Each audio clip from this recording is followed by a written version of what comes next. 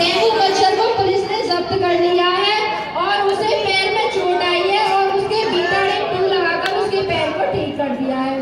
और 2024 के लोकसभा चुनाव को मद्देनजर रखते हुए निर्मला सीतारमण ने संसदीय वार्षिक वित्त बजट पेश किया है, जिससे नागरिकों को बड़ी छूट दी जाएगी।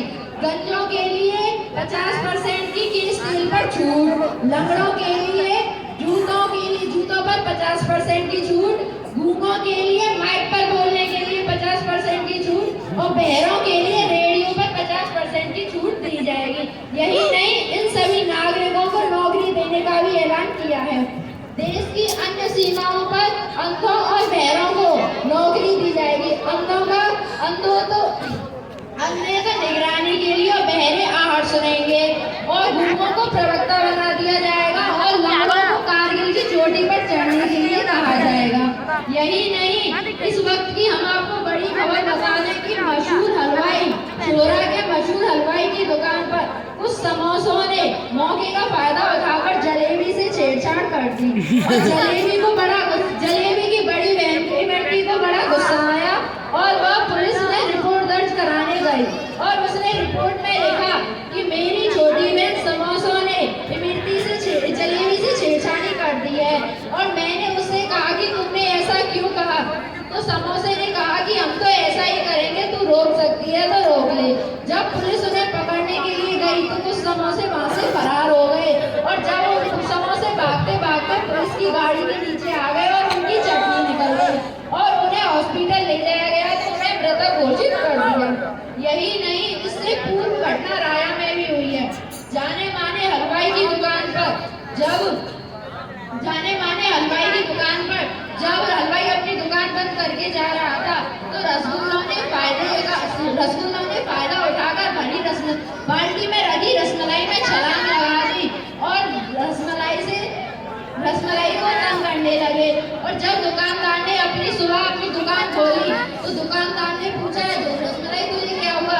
तो रसमलाई ने इन सभी घटनाओं के बारे में बताया और इन सभी घटनाओं को एसएसपी ने इन सभी घटनाओं को मद्देनजर रखते हुए सभी दुकानदारों से अपील की है कि इन सभी को अलग अलग कांच के काउंटर में रखा जाए और एसटीएफ का एक जवान भी लगा दिया जाएगा।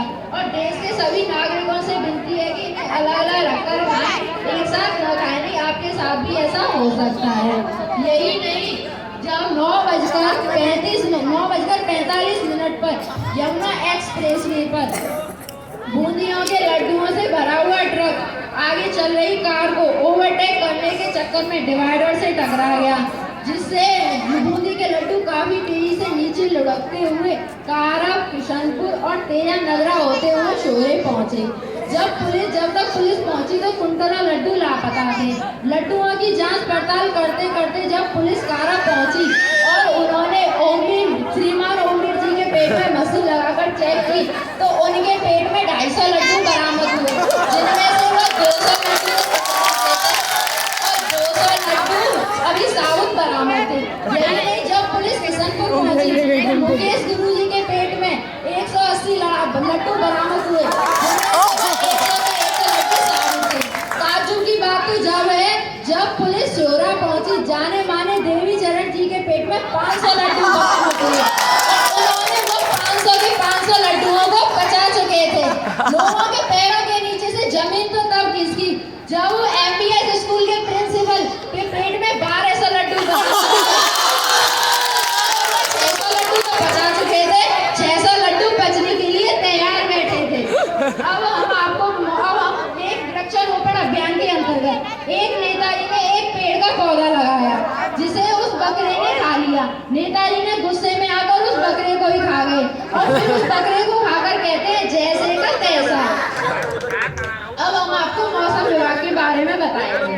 2 दिन तक चाशनी के बादल छाए रहेंगे और तेज हवा के साथ गन्ने रसगुल्लों की बरसात हो सकती है। इसलिए आप सभी से निवेदन है कि छत पर सोएं और मुंह खुला रखें। मुंह